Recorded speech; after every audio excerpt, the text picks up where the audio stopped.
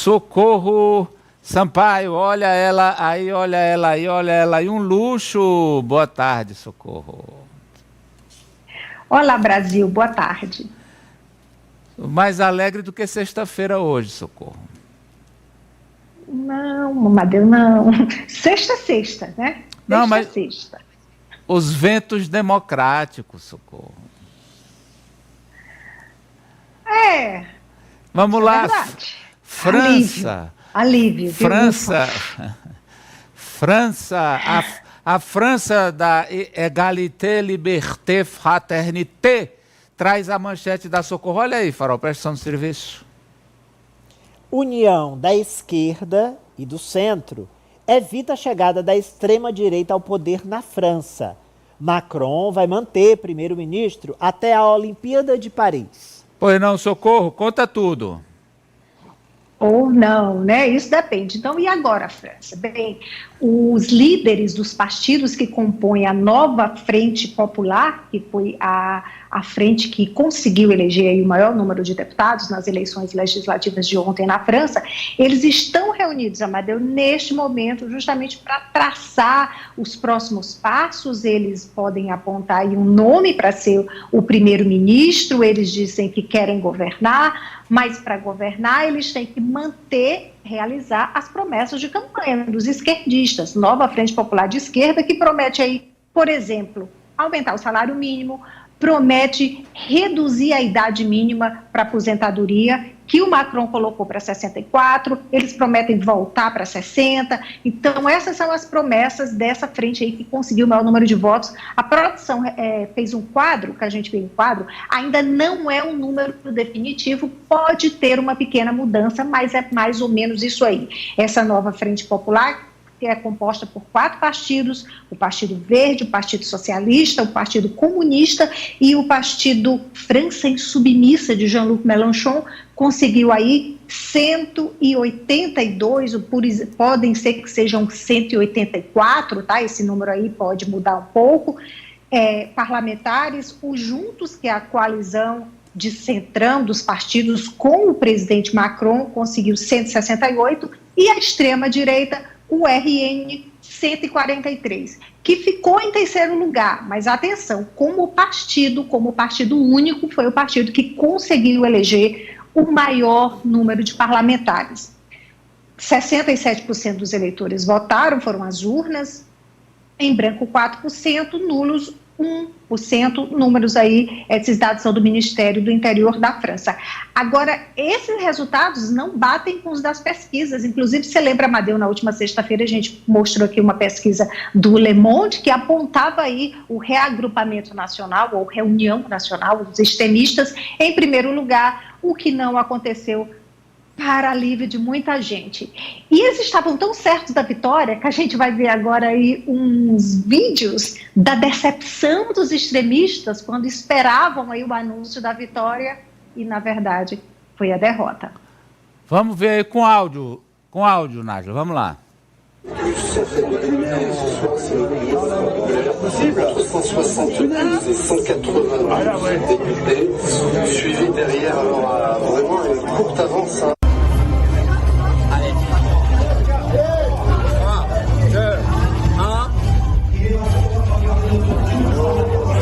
2, 1. 150.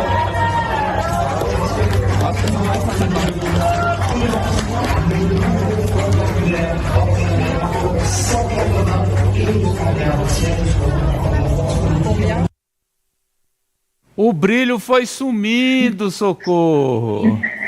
Você viu que eles capricharam na roupa, né? Aquele ali com champanhe ou espumante, não sei. Como é nacionalista, deve ter sido champanhe.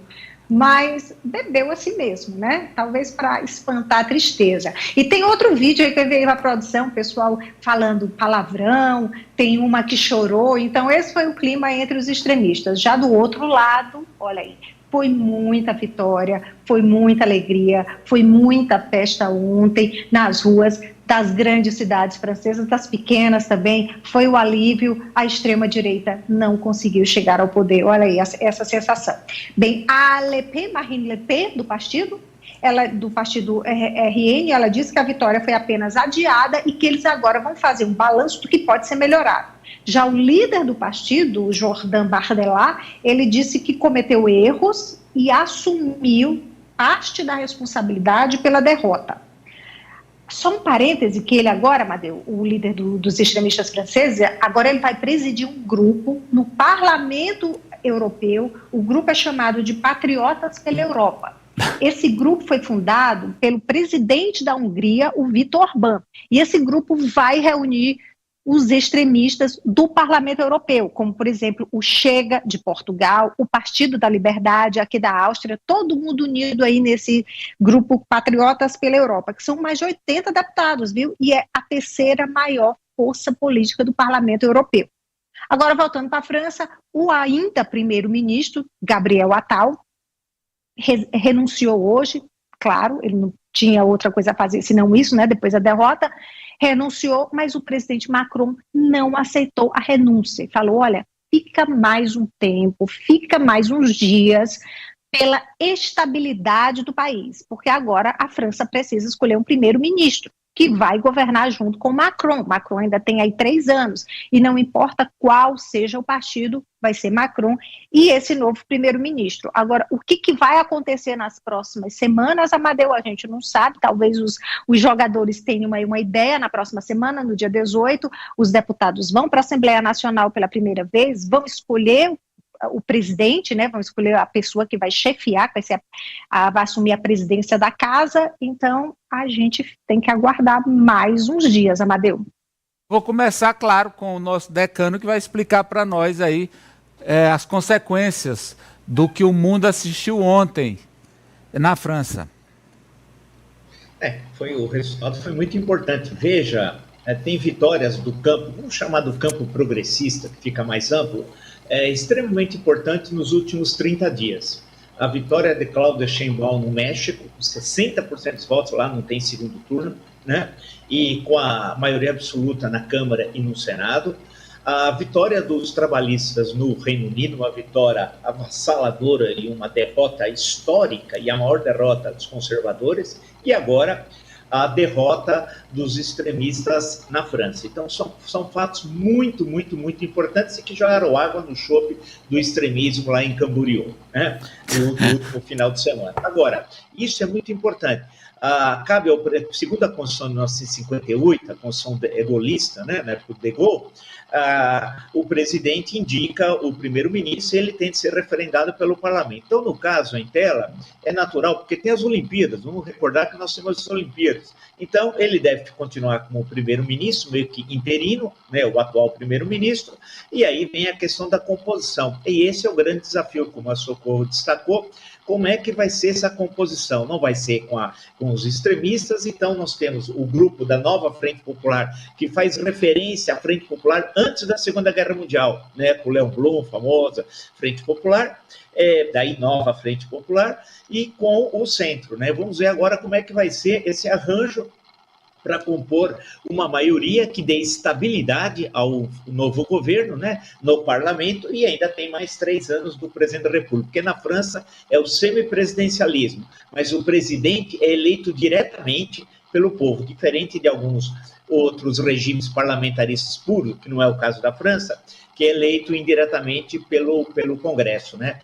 No caso francês, é eleito diretamente pelo povo e ele controla a política externa e as Forças Armadas, né? Esse foi o arranjo feito pelo De Gaulle em 1958. Agora eu quero saber aqui, a Socorro trouxe que foi uma surpresa, até pesquisas feitas na reta final mostravam a possibilidade da extrema-direita chegar. Diz que, como é o nome do rapaz? Eu vou pegar o nome dele, Pedradon, hein? O Bardella já tinha comprado o terno. Se não foi igual o Fernando Henrique, que sentou na cadeira de prefeito para fazer a foto para a Folha e o prefeito eleito foi o Jânio, mas foi quase. O Bardella comprou o terno, vai usar lá no Parlamento Europeu para liderar os patriotas. Mas a minha pergunta para o Ari Farol de Alexandria é o seguinte, meu Ari Farol, qual foi a importância do Mbappé e jogadores franceses e do brasileiro Raí nessa virada do centro e da esquerda? Amadeu, eu acho que eles traduziram o sentimento de milhares de pessoas. Não foi apenas a opinião do Raí e o Mbappé, eles traduziram o sentimento da coletividade. Eles não falavam por si mesmos, por si sós.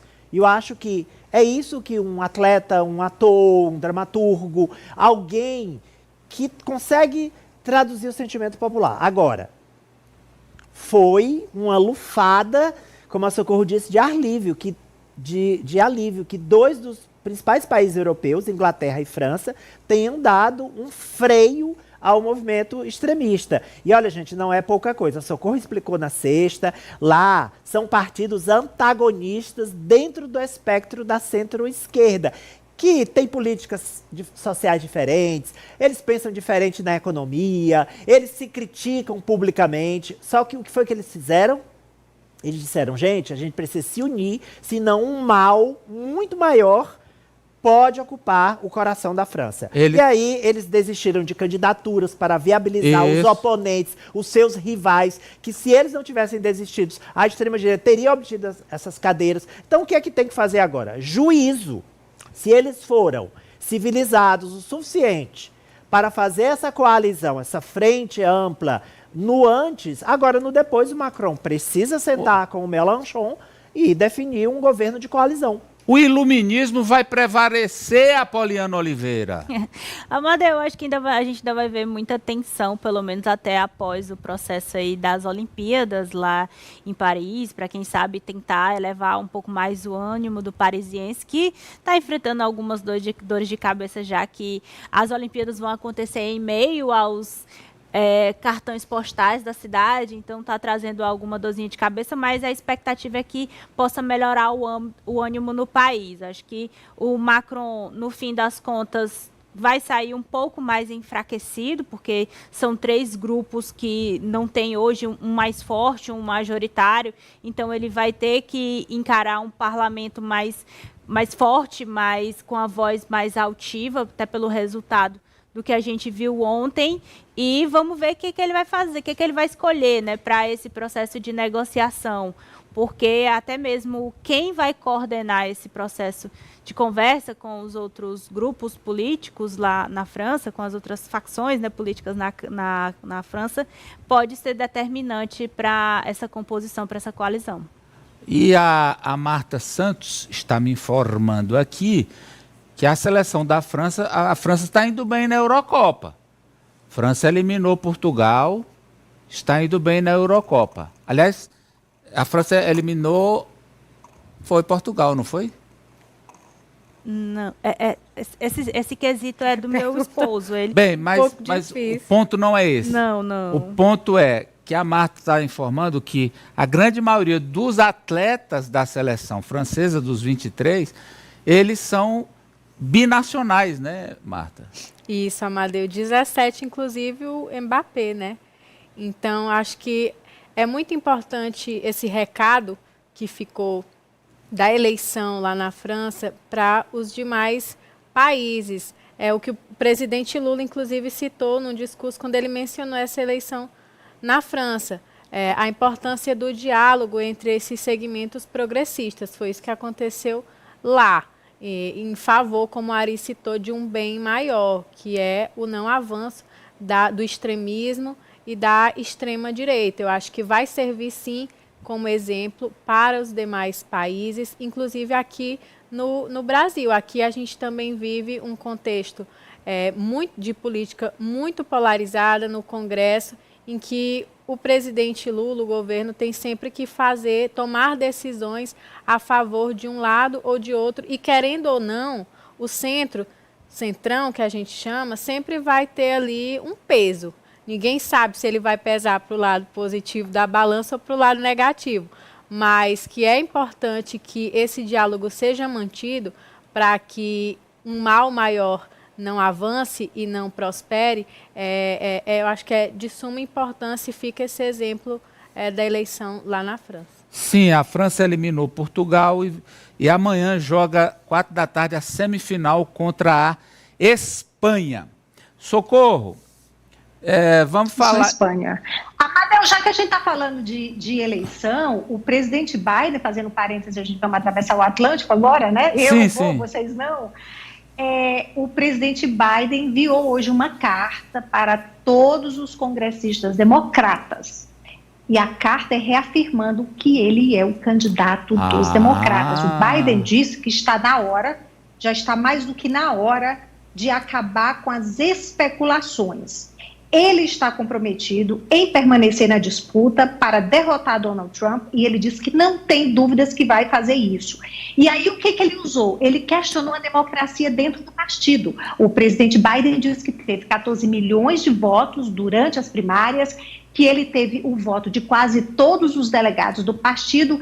Então ele pergunta como o partido pode defender a democracia nos Estados Unidos se vai ignorar a democracia dentro do partido, já que ele foi eleito. Então ele diz que a tarefa agora é derrotar o Trump e que qualquer enfraquecimento ou falta de clareza sobre a tarefa que temos pela frente só ajuda Trump e nos prejudica. É hora de união, é hora para avançarmos como um partido unido e derrotar Trump. Então aí é o eu fico do presidente Biden, Amadeu. É o eu fico ou daqui não saio, daqui ninguém me tira, professor?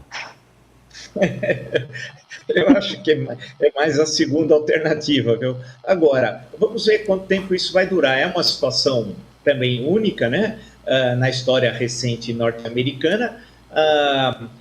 Vamos ver como é que a liderança do Partido Democrata recebe tudo isso. Vai ter a convenção, claro, como de hábito.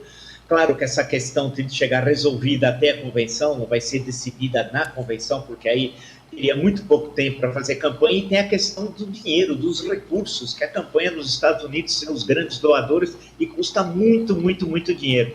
Agora, ele insistindo, cria uma situação difícil para os democratas, porque vão ter, pelo jeito, de engoli-lo, né?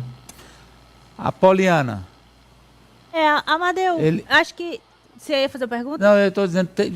Ele insiste, olha, já o deputado pediu, setores importantes da imprensa, e agora o povo que financia a campanha diz que não vai mais mandar dinheiro para ele. E mesmo assim ele insiste. Não, pois é, eu acho que ainda é uma questão muito complicada, porque você convencê-lo diante de queixas que estão muito mais associadas à idade.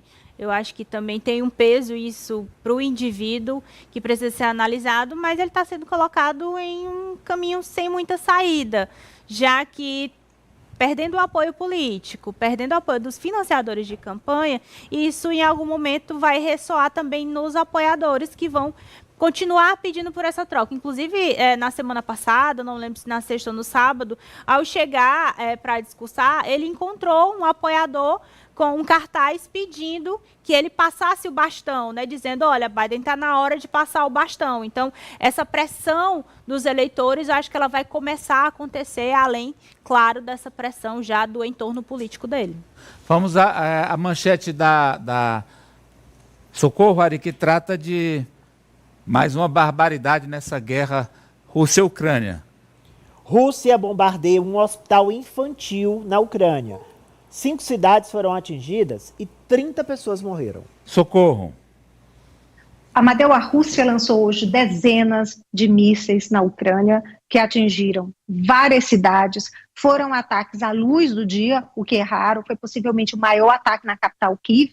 Então, no total, foram 36 mortos, esse número até agora, e cerca de 200 feridos. Só na capital foram 22 mortos. E esse ataque, a gente vê aí, um dos atingiu o maior hospital pediátrico da capital da Ucrânia. Muitas crianças ou pessoas ainda, ou adultos presas nos escombros. A direção do hospital informou que entre 60% e 70% do prédio foi destruído ou danificado, inclusive setores de oncologia e o setor cirúrgico e também de UTI. O Serviço de Segurança da Ucrânia informou que recuperou um míssil, destroços de um míssil russo, inclusive com um número de série que eles dizem que é mais um crime de guerra da Rússia. Já a Rússia, sem provas, culpa a Ucrânia por esse ataque de hoje. Diz que isso aí foi culpa da defesa aérea ucraniana. Houve também outros bombardeios que danificaram subestações elétricas em Kiev. Enquanto isso, e foram em 5 cidades, como eu falei, enquanto isso, o presidente ucraniano, Volodymyr Zelensky, está hoje na Polônia. Ele assinou um acordo de segurança, um acordo de segurança bilateral com o governo polonês, assinou hoje com o primeiro-ministro da Polônia, o Donald Tusk, e o Conselho de Segurança da ONU já marcou uma reunião, mais uma daquelas, né, para amanhã, para discutir e repudiar o ataque. Amadeu. E a guerra segue, professor? Ninguém imaginaria que duraria tanto, continuou durando tanto tempo.